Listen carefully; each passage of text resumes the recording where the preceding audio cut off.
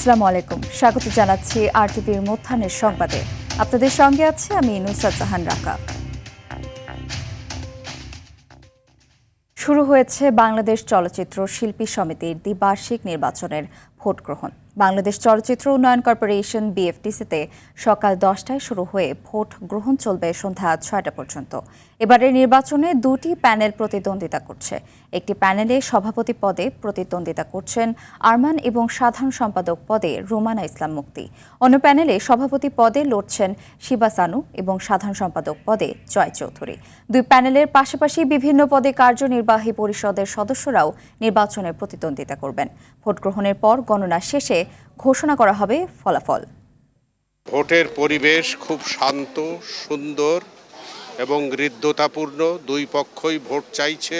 আশা করি এবার ভালো কিছু হবে ইনশাল্লাহ, কারণ যেহেতু নতুন সরকার আসছে তো। হাসি খুশি ভাবে আনন্দ ফুর্তি নিয়ে ইলেকশন করছে, ভোট দিচ্ছে, খুব ভালো লাগছে। দর্শক, এই মুহূর্তে বাংলাদেশ চলচ্চিত্র উন্নয়ন কর্পোরেশন বিএফটিসি থেকে সরাসরি যোগ দিচ্ছেন সহকর্মী মারজান ইরফান। মারজান, ভোট কেন্দ্রের পরিবেশ কেমন দেখছেন জানাবেন। ধন্যবাদ নুসরাত। কোনো রকম অপ্রীতিকর ঘটনা বা কোনো রকম একটা শান্ত পরিবেশের মধ্যে দিয়ে হচ্ছে দ্বিবার্ষিক বাংলাদেশ চলচ্চিত্র শিল্পী সমিতির নির্বাচন। আপনি জানেন সকাল 10টা থেকে এই নির্বাচনটি শুরু হয়েছে এবং ভোট গ্রহণ চলছে। ইতিমধ্যেই আমরা দেখতে পাচ্ছি যে সকাল থেকেই নির্বাচনে দুটি প্যানেল আসলে প্রতিদ্বন্দ্বিতা করছে। আমি যদি প্যানেল দুটির আগে পরিচয় করিয়ে দিই তাহলে হবে, নির্বাচনের এক প্যানেলের থেকে সভাপতি পদে প্রার্থী হয়েছেন ফাইটার ও প্রযোজক আরমান। তার সঙ্গে সাধারণ সম্পাদক পদে লড়েছেন চিত্রনায়িকা রুমানা ইসলাম মুক্তি। আপনি জানেন আরেকটি প্যানেল যেটি আছেন, এই প্যানেলে রয়েছে শিবা সানু এবং জয় চৌধুরী পরিষদ। এখানে সহসভাপতি পদে রয়েছেন ডিএ তায়েব ও রোজিনা। সম্পাদক হিসেবে রয়েছেন সুব্রত ও সাংগঠনিক সম্পাদক হিসেবে রয়েছেন সনি রহমান। মুরশাদ, এই প্যানেলের কার্যনির্বাহী সদস্য প্রার্থীরা হলেন মানস বন্দ্যোপাধ্যায়, দুলারি, রাকা, শারমিন ইত্যাদি। আপনি জানেন সন্ধ্যা 6টা পর্যন্ত চলবে এই নির্বাচন। ভোট গ্রহণের পরেই গণনা শুরু হবে এবং গণনার পরেই আমরা ফলাফলের দিকে যাব। আমরা যদি দেখতে পাচ্ছি এখানে শান্তিপূর্ণভাবে চলছে। আসলে গণমাধ্যম কর্মীদের আসলে অনেকটা ভিড় দেখা যাচ্ছে। আমরা খুব বেশি তারকা শিল্পীদেরকে আমরা ওভাবে এখনো পাইনি, তবে যতটুকু জানি তারা হয়তো দুপুরের পর আসতে শুরু করবেন। দুপুর 1টা থেকে 2টার মধ্যে একটি বিরতি আছে। এই বিরতির পরেই আসলে মূল তারকা শিল্পীরা যদি বলি বা ভোটার বলি, তারা আসবেন বলে এখানে আশা ব্যক্ত করছেন। এখানে আরমান মুক্তি পরিষদের যিনি আছেন তারা সবাই বলেছেন যে ভোট গ্রহণ যতটুকু চলছে তারা এখন পর্যন্ত দেখছেন পুরোপুরি শান্তিপূর্ণভাবেই আছে, তবে তারা আশা করছেন যে সন্ধ্যায় হয়তো অনেক ভালো হবে।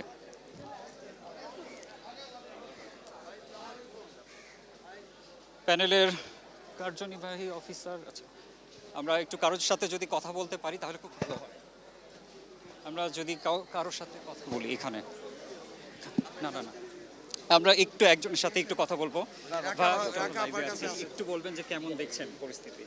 আলহামদুলিল্লাহ, একটা উৎসবমুখর পরিবেশে নির্বাচনটা হচ্ছে। কোনো ঝামেলা নাই। এখন আরও সারাটা দিন পরে আছে।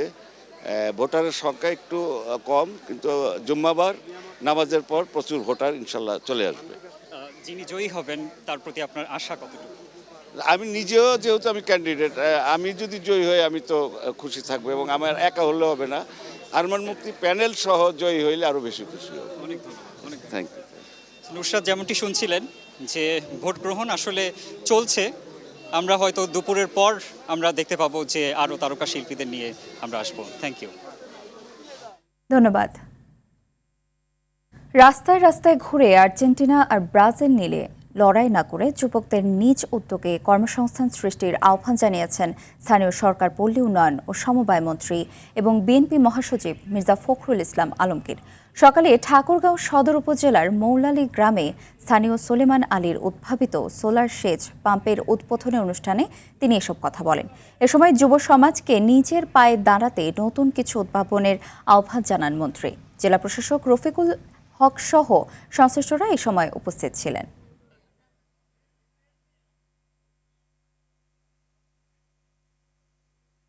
রাস্তাঘাট তো চলবেই, রাস্তাঘাট হবে, সরকার করবে, আইন পরিস্থিতি বাড়াবে, এগুলো হচ্ছে কাজ। খালি ঘুরে এনে আর্জেন্টিনা ব্রাজিল লড়াই করে এনে লাভ হবে নি, ভাগ পরিবার হবে। তার জন্য ইয়াং জেনারেশনকে ওই দিকে যেতে হবে, ওই উদ্ভাবন করা, ভালো ব্যবসা করা, যাতে করে নিজে ভালো চলতে পারি, বাপের উপরে আপনার বোঝা না হওয়া, আর জমি বিক্রি করে কাজ না করা। সরবরাহ সংকটের কারণে কেজিতে প্রায় 15 থেকে 20 টাকা বেড়েছে ব্রয়লার মুরগি ও সোনালী মুরগির দাম। 190 থেকে 200 টাকা ব্রয়লার ও 280 থেকে 330 টাকায় সোনালী মুরগি বিক্রি হচ্ছে।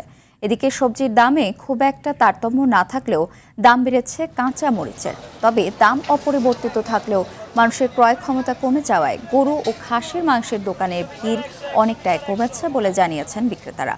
অন্যদিকে ক্রেতারা বলছেন নিত্যপণ্যের দামের সামান্য পরিবর্তনও মাসিক বাজেটে সরাসরি প্রভাব ফেলছে। নিত্যপণ্যের বাজারে স্বস্তি বজায় রাখতে সরকারের কঠোর ও নিয়মিত তদারকির তাগিদ সাধারণ মানুষের। মোটামুটি বাজারের অবস্থাটা ভালো আছে, ক্রেতাদের ক্রয় ক্ষমতার মধ্যেই আছে। বিগত বর্ষগুলোতে যখন বাজেট ঘোষণা হতো অথবা পে স্কেল ঘোষণা হতো তখন আগে থেকে দ্রব্যমূল্যের দাম বৃদ্ধি পেত, এবার সেরকমভাবে দেখছে না। তেল, চাল, চিনি, ডাল, লবণ সব মালের সরবরাহ ভালো, তবে একটা মেসেজ ছিল দাম কমার, কিন্তু ওই হারে কিছুই কমে নাই। বেচাকিনি নাই, একদম কম, কিন্তু দাম আগের থেকে কম। আগে বেচতাম 80 টাকা, এখন 750 টাকা বিক্রি করি। মানুষের হাতে তো টাকা পয়সাই নেই। শতভাগ স্বয়ংক্রিয় টার্মিনাল অপারেটিং সিস্টেম চালু হয়েছে চট্টগ্রাম বন্দরে। এখন থেকে পণ্য ডেলিভারিতে থাকছে না ম্যানুয়াল কাজ। ডেলিভারি অর্ডার আবেদন থেকে শুরু করে চূড়ান্ত গেট আউট পর্যন্ত প্রতিটি ধাপ শতভাগ ডিজিটাল প্ল্যাটফর্মে সম্পন্ন হবে। এর মধ্য দিয়ে পেপারলেস হওয়ার পথে আরও এক ধাপ এগিয়েছে দেশের প্রধান সমুদ্র বন্দর। এই পদ্ধতির মূল বৈশিষ্ট্য হল প্রতিটি ধাপ সম্পূর্ণ পর্যায়ক্রমিক হবে। পূর্ববর্তী ধাপ সফলভাবে সম্পন্ন ও যাচাই হলে তবেই পরবর্তী ধাপটি স্বয়ংক্রিয়ভাবে আনলক হবে। বিষয়টি নিশ্চিত করেন চট্টগ্রাম বন্দর কর্তৃপক্ষের ভারপ্রাপ্ত সচিব মোহাম্মদ নাসির উদ্দিন। সিলেটের সাদা পাথরে গোসল করতে নেমে নিখোঁজ পর্যটক চিকিৎসক সুব্রত সাহার মরদেহ উদ্ধার করা হয়েছে। ভোরে টানা 15 ঘন্টার অভিযান শেষে তার মরদেহ উদ্ধার করে ডুবুরি দল ও পুলিশ। নিহত সুব্রত লক্ষ্মীপুরের রামকোতির বাসিন্দা। বৃহস্পতিবার দুপুরে বন্ধুদের সাথে সাদা পাথরের বিজিবি ক্যাম্প এলাকায় নদীতে গোসল করতে নামেন তিনি। প্রবল স্রোতে 3 বন্ধু ভেসে গেলেও 2 জন তীরে উঠতে পারেন, তবে তলিয়ে যান সুব্রত। খবর পেয়ে ফায়ার সার্ভিস ও পুলিশ যৌথ উদ্ধার অভিযান শুরু করে। আইনি প্রক্রিয়া শেষে মরদেহ পরিবারের কাছে হস্তান্তরের প্রস্তুতি চলছে।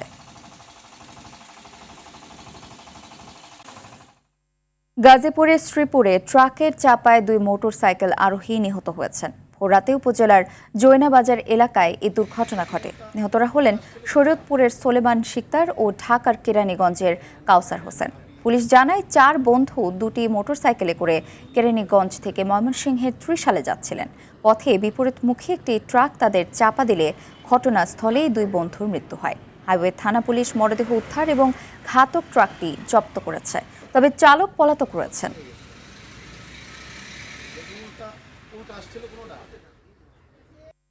একপাশে বিশ্ব চ্যাম্পিয়ন আর্জেন্টিনা, অন্যপাশে বিশ্বকাপের রূপকথার নতুন নাম কেপ ভার্দে। কাগজে কলমে এক পেশে লড়াই, কিন্তু বিশ্বকাপ বারবার শিখিয়েছে এখানে অসম্ভব বলে কিছু নেই। লিওনেল মেসির জাদু কি আবারও পথ দেখাবে আলবিসেলেস্তেদের, নাকি মাত্র 5 লাখ মানুষের দেশ কেপ ভার্দে লিখবে ফুটবল ইতিহাসের সবচেয়ে অবিশ্বাস্য অধ্যায়?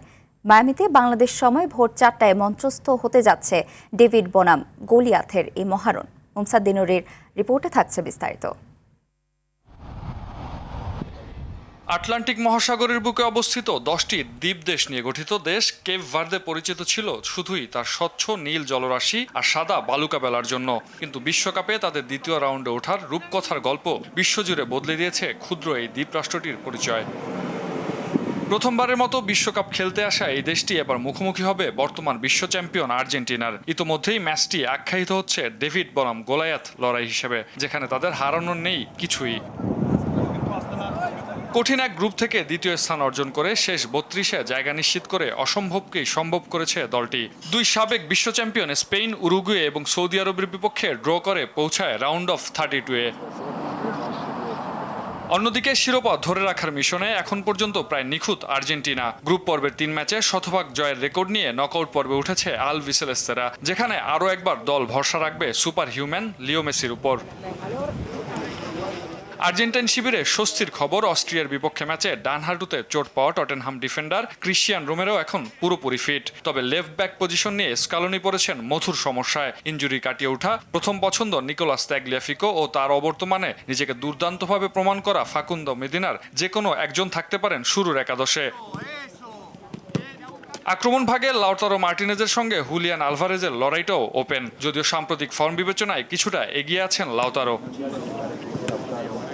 শক্তির বিচারে আর্জেন্টিনা যোজন যোজন এগিয়ে। তবে এবারের বিশ্বকাপে অনিন্দ সুন্দর গল্প লেখা কেপ ভার্দের বিপক্ষে আত্মতুষ্টির কোনো সুযোগ নেই বর্তমান চ্যাম্পিয়নদের, কারণ নকআউট স্টেজে একটি ভুল, একটি হারেই শেষ হতে পারে শিরোপার স্বপ্ন। মুমসাদ্দিন নুরি, RTV। দর্শক, মধ্যাহ্নের সংবাদ এ পর্যন্তই। দুপুরের সংবাদ 2:45 দেখার আমন্ত্রণ রইল। ধন্যবাদ সবাইকে।